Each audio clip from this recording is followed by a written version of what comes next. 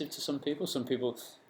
Some people think, oh, I don't want to be an Arnie. You know, somebody comes to me and says, I don't care which swim type I am, so long as I'm not a Bambino. That's what they say to me. But the thing with the whole naming convention and even the illustrations, it's a very memorable thing. It's an idea of, it's tried to be a very descriptive term to actually describe the stroke that we're seeing. Now, Merle, let's have a look at yourself here. So you're swimming here at 1:31, so slightly slower than what we saw with Roy. 73 strokes per minute. Very, very strong leg kick. And not the strongest kick within the classroom, but a strong leg kick nonetheless, but quite a straight arm catch and pull through underneath the water. Now, if we look at the hand coming into the water, Roy, I didn't actually highlight this as a bit of an issue, but it was evident on your left hand as well. Can you see how you're entering into the water thumb first? Now, if all of you pop your arms out in front of you like so just pop your arm, yes, that's it. So right now, with the palm of the hand looking down, your shoulder is in a neutral position, which is healthy for the shoulder. If you turn your thumbs down, we're internally rotating the shoulder joint, which is bad for the shoulders. It's being shown to be the leading cause of shoulder pain and impingement within the swimming stroke. Now, if somebody enters into the water thumb first and tends to cross over a little bit in front of their head, and there's a minor amount of that within your stroke there, it can put a bit of stress and strain on the shoulders. Here in the UK, a thumb first entry is still taught as a smoother way to enter into the water. That is something which I fundamentally disagree upon. Everybody has, different swim schools, different programs have their own ways of teaching and doing things, and that's fine. But if something is actually still being taught, which has been shown to cause pain and injury, that is something which I believe shouldn't be changed. Anna Corinne, have you ever had any issues with your shoulders at all, or all been good? I remember seeing, and this is not to pick on you or anything like that, but I remember John Chip, who's over in, you first sent me over a little, it wasn't a video clip, it was just an image of your stroke, and I noticed that you had a thumb first into the water. The interesting thing though is you're not doing that anymore within your stroke. You've actually got a really nice fingertip first entry into the water, so I just wondered if it's something you've changed or notified yourself, but yeah, maybe it was just an off stroke or something like that, but I noticed that. Anyway, so Merle, going back to yourself though, you could look at that. Have you had any shoulder issues at all? Okay, so. But I know that I'm working more on the shoulders Then around the back. Okay, so you just feel like it's a bit more pressure on here. Now, there's an argument to say if it's not broken, don't try and fix it. Okay, but Merle, one of the things that you came to us saying is that you want to try and move up to the pro level. So there might be a point comes down the line where you scale back on your working, able to give you a little bit more training time. The problem I see here potentially is that if you combine extra volume with what is possibly causing shoulder pain here, you might get to the point down the line where something does start to spark up. So rather than doing that, if we have a little look here, compare you side by side with Rebecca Adlington, just in here. Now Rebecca Adlington's gone through that same British system, but her coaches have recognised that at 70, 80 kilometres of training per week, that a thumb first entry is not going to be appropriate. So of course she's got an absolute textbook, as I see it, hand entry into the water, fingertips first. It's beautiful on the shoulders, no extra stress and strain as she's going along there. So like I say, Roy, I saw a little bit of that happening with your left side as well. Didn't bring it up as a major issue, it wasn't quite so profound as this. On that right side there, look much better on that right hand side. So sometimes I do get a lot of swimmers come to me and they just simply say, look, I haven't been able to swim for 6 months, I've had all this physio treatment. My wife's actually a physiotherapist. I had all this physio treatment, it's just not working any better, I had all this ultrasound. They'll get into the water and they'll be doing something like that, and within a session, within 2 lengths of the pool, we can fix what's going on. Now, if they've had a lot of shoulder pain for a long time, chances are they've built up a lot of inflammation in there, so it won't necessarily go away overnight, but at least we're fixing the problem, as opposed to just sort of, remediating the pain, getting down to grips with the pain there.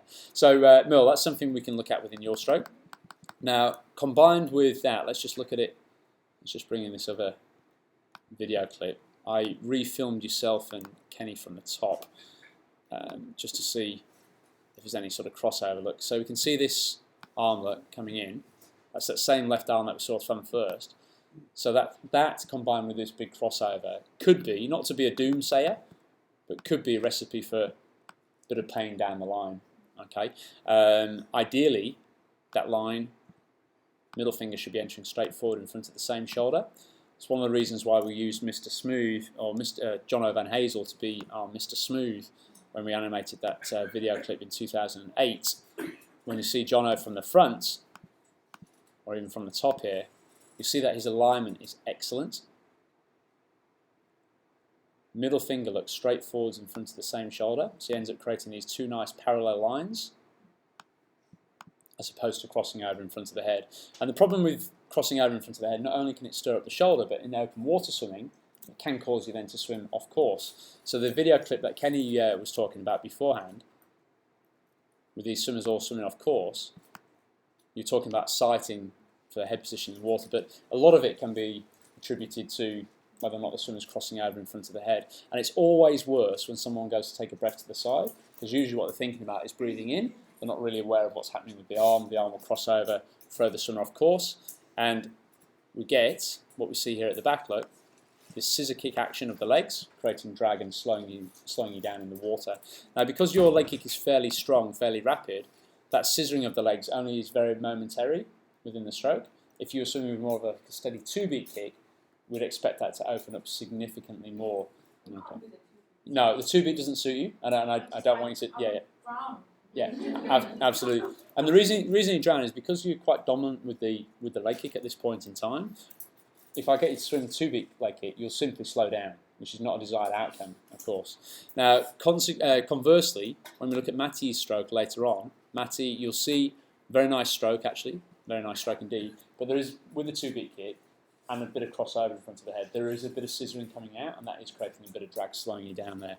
So let's look at you underneath the water then, Merle. So from here we go. What do we see missing here? Bubbles, and then a big blast out right at the last moment. Not so bad on the pushing down, but if we get a better angle of you swimming towards the camera here, if there's only one major thing that I'd want you to work on, other than obviously protecting your shoulders, is how you're actually pulling through here. Now, it's not terrible, but the angle at the elbow there is quite open. It's certainly not the straightest arm pull through we'll see within the group, but 144 degrees, if I draw on where I'd like to see that, I'd like to see that hand a little bit more directly underneath that shoulder. Let's look at it on this side. Not too bad there. Getting close, but there's definitely scope within your stroke to try to tune up the way you're catching and pulling through, and just tuning up a little bit that crossover as well. What time would you swim for 1500? 22 and a half, 23 minutes, or? Yeah. 23 minutes, yeah. Okay, so average of around about 132 per 100. Of course, getting into the pro ranks, etc., we need to be... Yeah, well, I've been struggling with my spinning to get faster. Yes. And I can't do it with the kick. No, absolutely not. And the point is you shouldn't be trying to do it with the kick either. You should be trying to get it from, improving the catching. I was having a problem with, like, my elbow was dropping. Yes. That's why I probably got also this kind of starting to get this weird angle. Yes, yeah. The elbow's not dropping so much now, but certainly on that side, like, that left arm tends to stay quite straight when you're pulling through. So good drills for trying to tune this up. Of course, pull buoy and paddles are quite beneficial, so long as you know why you're using them. One of the paddle systems that we use is the agility paddle, where they've got a hole for the thumb. The paddle will only stay on your hand if you're keeping the fingertips angled slightly down and you're pressing water back behind you. Have you ever used those before? No, I've seen them. They'd be perfect for your stroke. The other drill that you could bring up, one of the oldest drills in the drill book, is a little bit of doggy paddle. I'm sure you've done a little bit of this before. Head down, on the black line. Imagine yourself pulling along a rope, looking at it from the top. So when I've got my head down, I'm actively trying to think about getting the angle a little bit more sort of closed up underneath the water. We had a chap last week whose angle was too close. It was at 60 degrees, so his hand was pulling very, very close to his chest. So there's a fine line here, so it requires a little bit of experimentation within your stroke. If I was working with you one-to-one to try and actually tune up the stroke, we'd spend a lot of time working on the catch and pull through and developing that. A really good drill to get you to tone the kick down just a little bit, and you're not crazy excessive with the kick, is to get you to do 50 metres with a pull buoy between the legs. We'd do 12.5 metres of a bit of sculling, 12.5 metres of a bit of doggy paddle, 12.5 metres then going into your swim stroke, and then the last 12.5 metres, I'll get you to let the pull buoy pop out from between the legs, to bring the leg kick back in, but not for it to be the big powerful leg kick, to keep the focus still on what you're doing at the front end of the stroke. It's a really good drill sequence. Very basic, very simple, but it involves you letting go of the pull buoy, bring the kick back in, but for you to feel like the kick isn't suddenly overriding the stroke again, for you to feel like it's actually coming from the way you're catching and pulling through there. But yeah, I think we could tune that up pretty well. Versus doggy paddling. Say again, sorry? Will we do that in the pool? Yes, tomorrow you'll have a go doing that, and I'll probably do it with most of the swimmers that I work with. Yeah. So the drills that I'm referring to here are all within your within the web app, so you can refer to them there. But you'll all get a chance to experience them and feel them. So I think that's a very important thing. So we do see the big strong kick look going along there. Now, interestingly enough, if I just come to here, is it on there, Adam? Should be in that same folder. No.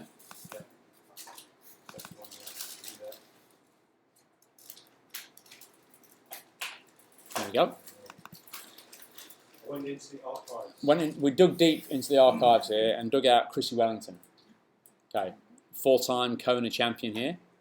When she was first started coaching with Brett Sutton, he described her as having a very dominant leg kick, and he said he tried to do everything to try to get her to tone that down a little bit. This here is Chrissie. So let's have a little look.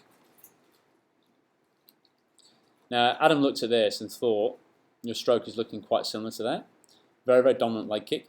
As soon as I saw you swim, I thought that's Chrissie, but obviously Chrissie's that faster than yourself. She was swim probably 19 minutes. 19 minutes or so, yeah. But this is a good. Can you see a catch and pull through? Is a lot stronger on the water. Nice elbow bend. So she's developed this over time with Brett Sutton to get better. He's very, very prominent with pool boys, paddles, bands, a lot of bands work, etc. And whilst we use pool boys and paddles within the context of the program, we don't use it anywhere near as much as what Brett would do. And that's not to say what Brett's doing is wrong. It can't, because he's the best triathlon coach in the world there. But just a slightly different approach to doing that. So that little exercise, bit of sculling, bit of doggy paddle with the pull boy between the legs, and then letting the pull boy pop out. It'll give you confidence that you're developing the catch, so feeling like you don't have to rely quite so much upon the leg kick. Someone who was asking earlier on, I think it's yourself there, Sophie, about whether or not the swinger style is more effective and economical in the open water. One of the things that this has taught Chrissie Wellington to do, arguably the best female Ironman athlete of all time, and probably, dare I say it, maybe ever will be, she's gone from that stronger kick, longer stroke, to more of a 2-beat or like toned the kick down with a much higher stroke rate. And she's become more economical by going that way around, as opposed to seemingly going the other way, lengthening it out a little bit. Story, I've got loads, but little one this Sunday Yes. was I'm just running with my friend along the way farm. I was like, oh my god, there's a girl catching a drug. Let's put it down a bit. I'm not going to get chicked. And Chev took us to Chrissie Wellington. Wow. And then because I hadn't done some open, when she was an open, but Yes. we had a little hug, but it was just funny that she Nice. was like, this is random running. Yeah, absolutely. There you go. Yeah. amazing. Phenomenal athlete. But she's Absolutely phenomenal. in touching distance. That's right, yeah. So the process that she's been gone through, when Brett really picked her up, he wouldn't have called her a kicktastic. He doesn't use our system sort of thing, but if we'd seen her, that's how she would have been swimming. He's actually developed it into being much more of a swinger style. And with yourself, Merle, I think you're in that transition as well. There's a lot of kick there at the moment. You can tone that down a little bit, and you'll only do that by improving your confidence with your catch, and you can move forwards with that quite nicely. So, yeah, Adam picked that up. Yeah, It's good. Common people. What if someone asked me, what would you do with your kick? Would we get rid of it? Or but you see, Chrissie has kept it. She just toned it down a little bit, yeah. Yeah. Control it. Yeah.